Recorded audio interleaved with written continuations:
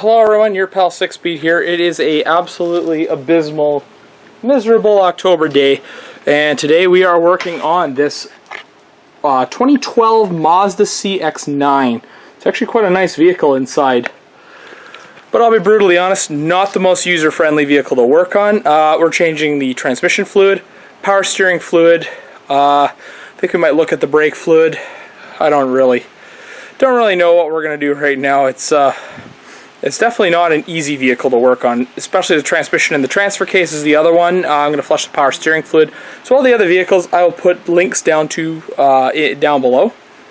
So yeah, we're going to start out easy. We're going to start with the diff, the rear diff. So this is the only thing you'll need. You need your suitable drain pan, a lubricant pump of some kind. In this case, I'm going to test out the suction gun. When I worked at Honda, a lot of guys swore by it. We need a 24mm wrench. This is my big Craftsman one. We're going to need roughly about a quart of ADW90. This is the cheapest stuff they had at my local parts store. If you wanted to go synthetic, you can use a 7590. That's about double the cost.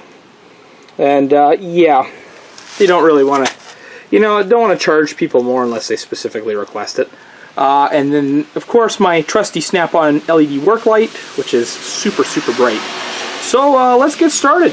We're going to go underneath. I've already cracked the plugs loose, just so you don't have to see me fight with it on camera. But yeah, we'll start with that.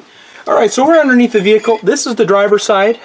You notice we have two plugs. We have the drain and the fill. So we'll bring our suitable drain pan down underneath. We're going to loosen our fill plug up first, because if for some reason we can't get the drain or the fill plug out, and we already drained the lubricant, we're kind of up the creek without a paddle. So that's the one. Probably a good idea to replace these aluminum washers. And here comes the other. You shouldn't shoot too far. It's a rather thick fluid. Loosen it off. This one's a little skinnier for whatever reason. It's just a pain in the butt to get at. And out she comes.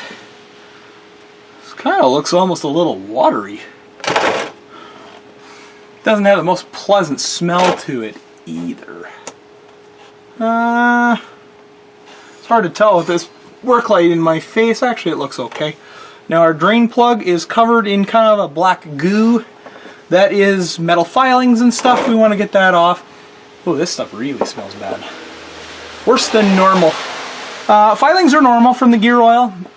If you got big chunks of shavings and stuff like that on there, then we definitely want to look into that. But this looks like normal wear and tear. Nothing too major. Forgot to check the mileage on this vehicle. He said he had it into Jiffy Lube, and they said that the coolant was mostly water, which was a blatant lie. It protects like all the way up to -50 Fahrenheit. So yeah, I'm beginning to think that this thing probably didn't need all the work it said it did, but especially because the transmission doesn't even have a drain, or doesn't even have a dipstick. So I don't know how they checked the fluid and determined it was old. I'm thinking that they're full of beans. So whatever, this is, the diffs are really easy, so that's not too bad. This is actually, yeah, that's the drain plug. Anyway, enough of my babbling. Once it's finished draining, we're going to reinstall the drain plug. Alright, so we're pretty much down to a trickle now. I'm going to put the drain plug back in after it's all nicely cleaned off. I'll be willing to bet that this fluid's probably never been changed. It would be a good bet. Anywho, I've actually never worked on this before. This belongs to my aunt and uncle, who have the same, who had the Chrysler minivan, the gray one, which I have a few videos on. So we're just going to snug the plug up. No need to reef it in there. That is aluminum, cast aluminum at that. Okay, so now we're going to take our suction gun and we're going to fill it with fluid. Now, let me turn it down here. So for those who have never used a suction gun, this is it. It almost looks like a grease gun. So we're going to take our fluid. Now this holds about half a quart. It said 18 ounces. So You know, I'll let you do the math.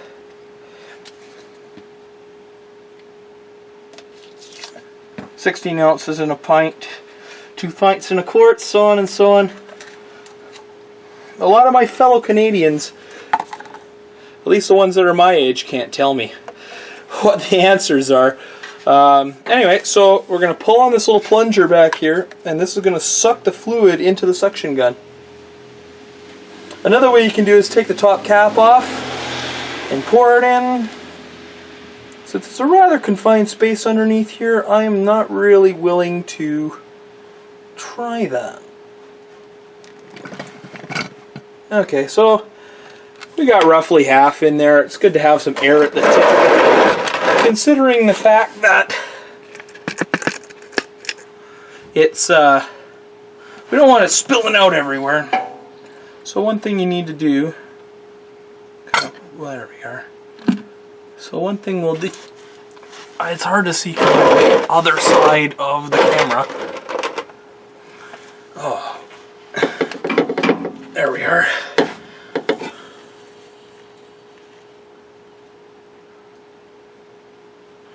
Now we just push the lubricant in.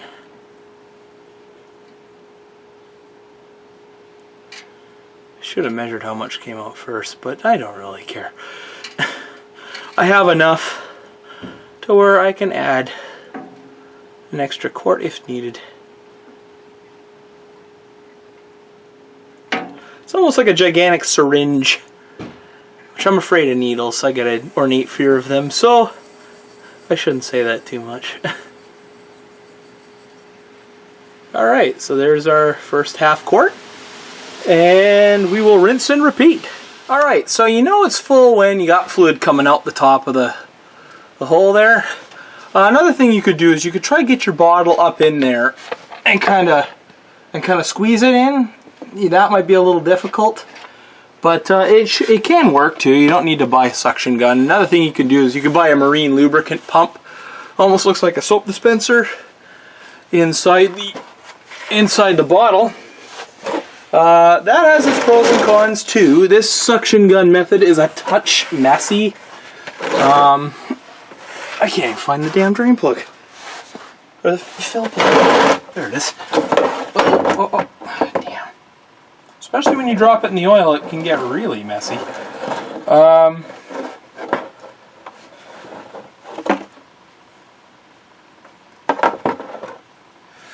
Anywho, I'll let that drip out a little bit. There's not much extra in there. So now we know that it's full. We'll put our fill plug back in it. And that would be it. Simple as that. This is the easy one. The next one, the transfer case, is not so easy. And we're going to find out just how much fun that's going to be. Oh well. Oh well. I can't really do much about it, can I? That's why I'm doing this first, let the motor cool down so that I can work on the transmission and the transfer case without burning my hands. Alright, so next thing we'll do is we will move on to the transmission.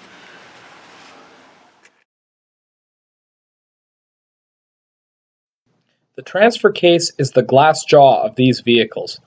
They are known for being very problematic and can grenade if the incorrect tire size is used, or if the tires are different from front to rear. So don't just put new tires on the front or on the back. The second generation Ford Escapes use a smaller and simpler version of this transfer case. Ford calls it a power transfer unit. The earlier ones were not as prone to failure as the newer ones. My theory is that even though it's a beefier setup than the early models, it's still not robust enough to handle the torque from the newer and more powerful 3.7-liter V6, as well as a much heavier vehicle. Alright, I know I said transmission in the last one, but we're going to go with the transfer case first. So what you're going to need is a 3/8 drive breaker bar. I'm using a pair of vice grips. You can also use a pair of pliers, and you'll see why in a second. You're also going to need a fluid extractor, which I have stored over in the cabinet over there, and you are going to need a quart of synthetic 75W140. I don't think that 75W140 comes in a non-synthetic version. I've never seen one. But we're going to come up underneath, and right here we see the transmission drain, which has this weird double plug thing, and we'll explain that in a bit. Now, if you come back, and I figured out why this thing is so hard to work on, because Ford. Everybody knows that I'm not a Ford guy. Anywho, so we see the Y pipe where the V connects. Actually, it says FOMO Co. way up in there. Now, up underneath here, you'll see way on up in there, if I can focus the light. Bingo! I wish this thing would focus. Right there is the transfer case. Well, that's the fill hole. There is no drain because supposedly this is good for life. Now, the easiest way to get at this, it's very hard to get a ratchet in there because of this heat shield. Right there. So the best way to do it is to actually come up and around this cross member here and then come through here. The easiest thing to do is to crack that loose with the breaker and then use a pair of pliers or something to spin that plug. Because believe me, that breaker bar does not fit in there very well once you've turned it about a third of a turn. Now, I've gotten it pretty loose. I think I could probably reach up and spin it with my hands. Or not. Anyway, I'll spin that plug out. It's already a little loose and out about 3 turns. Then we'll move on to step 2. Okay, so I got that damn plug out, and it's covered in this same kind of black goo. It's metallic filings. No chunks of stuff on there. That looks like normal wear and tear. So now I'm going to go grab the fluid extractor, and we're going to try and shove it in that tight spot up there and see if we can drain that out, or suction it out, I guess. Alright, so I'm not sure if you can see up there, but I've got the fluid extractor about as far into the hole as I possibly can. It comes down here, snakes around here, up into the wheel well, and so this thing can stand straight up and down. So you can see by this tube, this fluid is incredibly dark. So this is definitely in need of a change. This is the most fragile part of the system, according to forums that I have read. So after this is done, we may have to use the marine lubricant pump, because I'm not sure if I can fit the suction gun up in there. I have my fingers crossed, but there's only one way to find out. So after this is done suckling away, I will go ahead and do that. But for right now, I think I might move on to the transmission. I'm not 100% certain. Yeah. Welcome to my nightmare. I'm going to try to stick that tube a little further down in there, but this transfer case does not take a lot of fluid, just an FYI. So I will probably have plenty left over if we wanted to do it again. Okay, so we sucked out roughly half a quart of fluid, and as you can see, I've had to join 2 pieces of hose together to get that up in there, because that hose is a lot smaller. And yeah, basically the same as the rear differential. Fill it up until it starts to ooze out. Alright, so once it's full and drooling out the hole, kind of like the rear diff, put that damn plug back in, which is harder than it sounds. I might put any oil that may have spilled, and we'll move on to the transmission next.